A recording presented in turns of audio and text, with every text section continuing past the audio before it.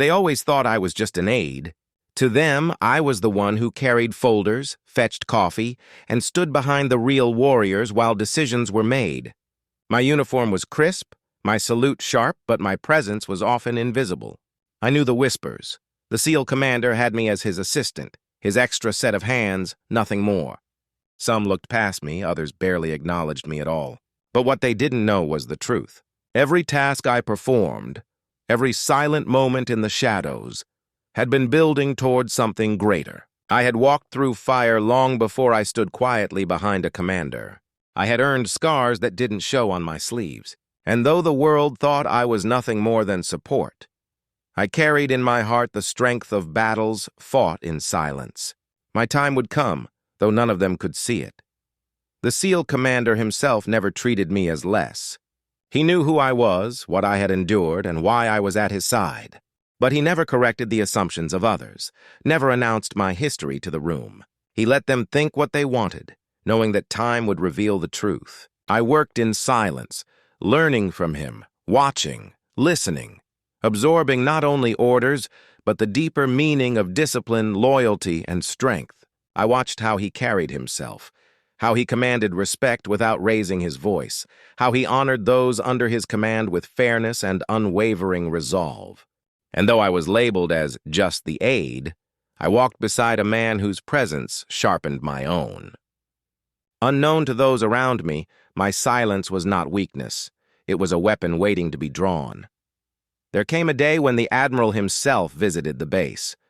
His arrival was marked with fanfare. Soldiers lined in formation, officers polished in their best dress, every detail arranged to perfection. The Admiral was a man of power, carrying the weight of oceans in his stars. All eyes were on him as he strode across the tarmac, his presence heavy, commanding. I stood to the side, as always, in my expected place behind the SEAL commander. My clipboard was tucked under my arm, my stance perfect, my eyes forward. No one gave me a second glance.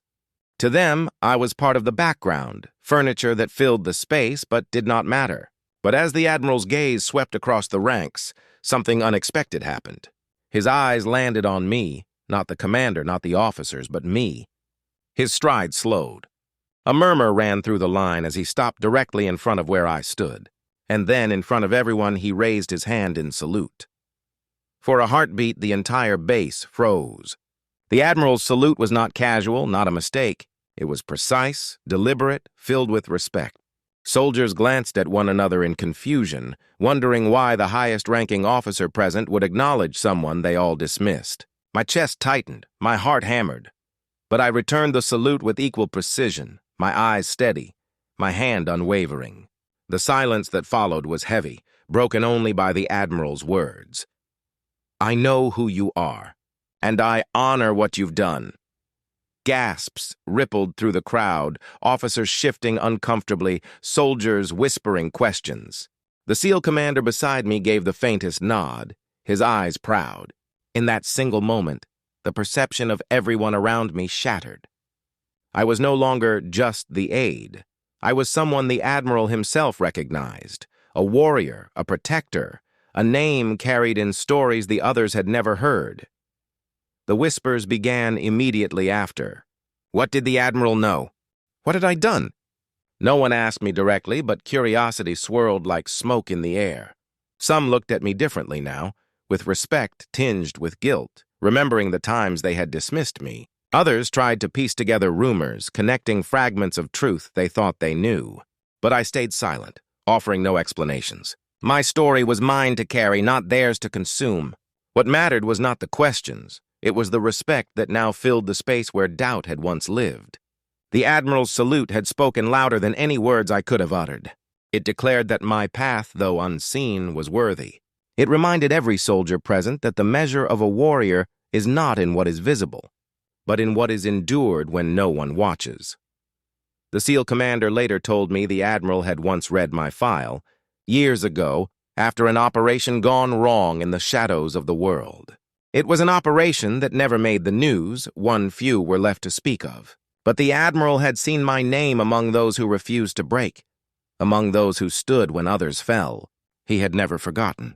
And now, seeing me again in the uniform of just an aide, He had chosen to break the silence, to remind everyone that even in hidden roles, greatness remains.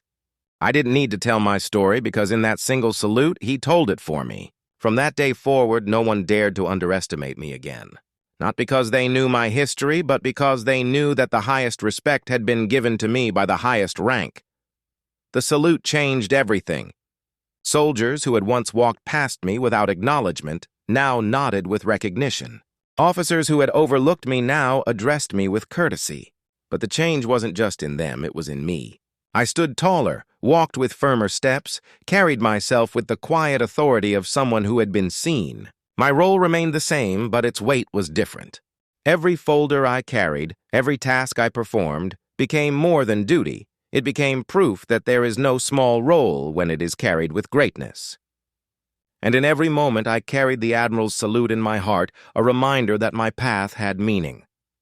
Time moved on, but that day remained a turning point. I did not seek to boast, nor did I crave attention. I let my work speak, let my silence remain, but with a fire now lit behind it. The SEAL commander and I continued as before, but there was an unspoken bond strengthened between us, as if the world had finally seen what he had known all along. And though the base eventually returned to routine, the memory of that salute lingered in the air, a story soldiers retold in hushed voices, each version filled with awe.